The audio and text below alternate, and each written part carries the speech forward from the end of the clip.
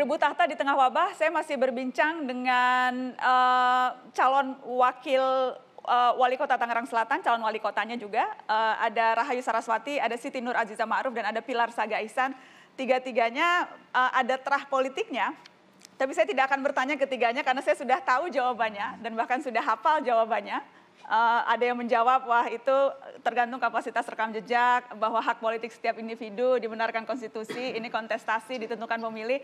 Jadi saya sudah tahu jawabannya akan seperti apa. Karenanya saya mau bertanya ke Mas Burhanuddin Muhtadi, yang juga kebetulan warga Tangerang Selatan. Ada anak wakil presiden, ada keponakan Pak Prabowo, ada kerabat Ratu Atut. Siapa yang punya kekuatan lebih kalau kita pakai ukuran kuat-kuatan terah politik? Pada dasarnya dinasti politik itu telah menjadi semacam normalitas baru, terutama sejak pilkada sekarang. Jadi yang berhak untuk menentukan mana yang lebih kuat dari tiga terah politik yang bertarung di Tangsel ini pada dasarnya adalah warga Tangsel sendiri. Nah, saya termasuk tinggal di sana.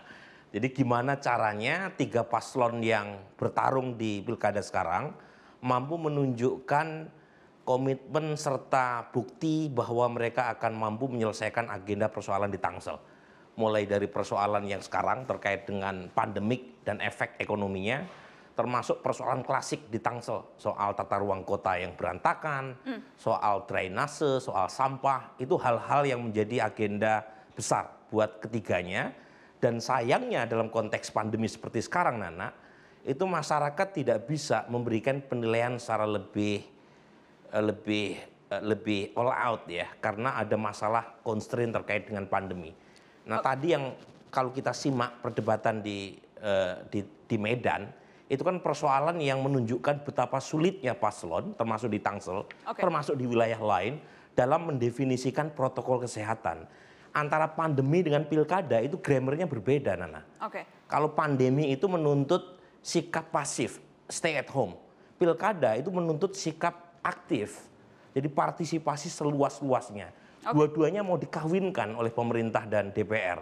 Jadi yang kesulitan justru paslon, karena mereka berada dalam titik di mana harus mengkompromikan dua hal yang sebenarnya tidak bisa digabungkan. Yang jelas salah satunya lewat media online dan juga televisi. Karenanya saya mau kasih kesempatan untuk tiga kandidat yang malam ini hadir. Karena ini juga lagi masa kampanye, saya akan kasih kesempatan ke Mas Pilar dulu berarti. Apa tawaran utama Anda apa, Mas Pilar? Apa yang begitu berbeda dengan dua kandidat yang lain, Anda dan pasangan Anda?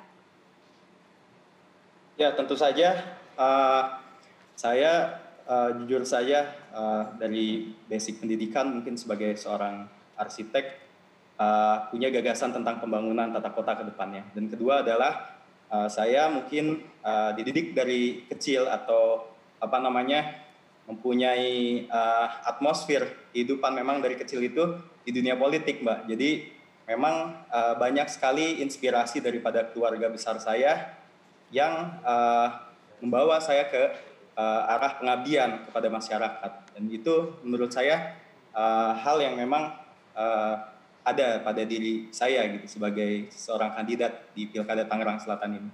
Ibu Siti Nur Aziza, bagaimana? Apa tawaran utama yang Anda bawa, Bu, dalam kontestasi di Tangerang Selatan ini? Ya, terima kasih Mbak Najwa. Kalau ingin melihat apa sih yang kemudian saya bisa dilihat dibanding kandidat-kandidat lain, ya tentu yang pertama karena mungkin sosok saya adalah sosok seorang ibu ya. Tentu atmosfer ya, intuisi keibuan saya ini yang kemudian menjadi sebuah cara bagi saya untuk ikut ya menjadi bagian dari solusi Kota Tangerang Selatan agar bisa lebih baik lagi tentunya.